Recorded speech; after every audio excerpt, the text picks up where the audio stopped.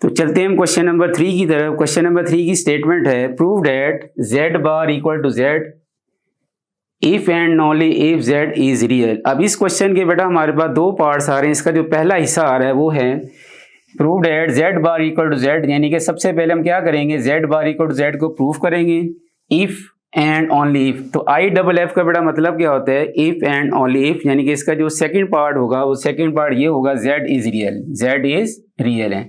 तो स्टार्ट करेंगे यहाँ पर इसका पहला portion, let z equal to a plus b iota. तो आपने सबसे पहले कम्प्लेक्स नंबर को फर्स्ट कर लिया, z equal to a plus b iota, then conjugate it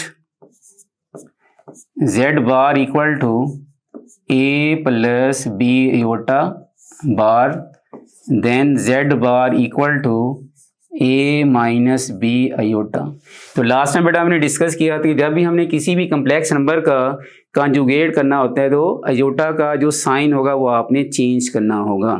तो आपके पास पहली कंडीशन है z bar equal to z, z bar equal to z bar equal to a minus b iota equal to and z equal to a plus b iota, then a minus b iota.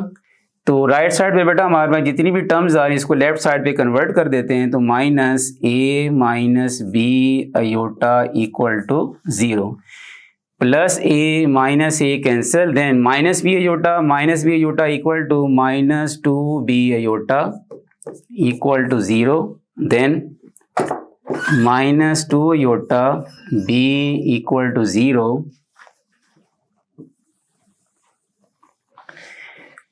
तो b equal to 0 because 2 iota not equal to 0।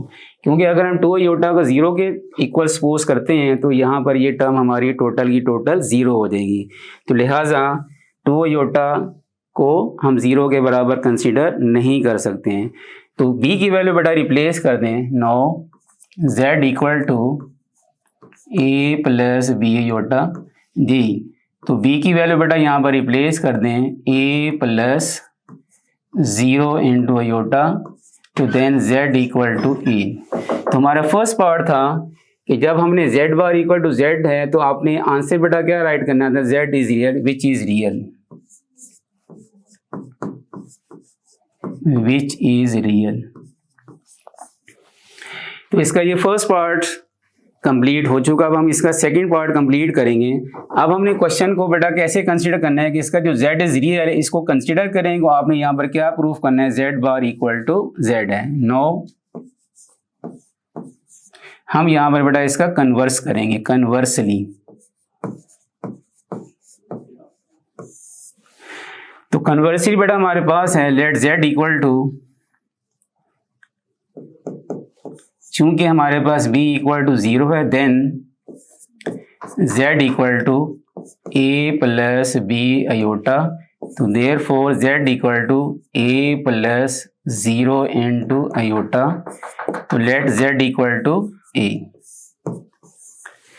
No second applying conjugate on both side, तो z bar equal to a,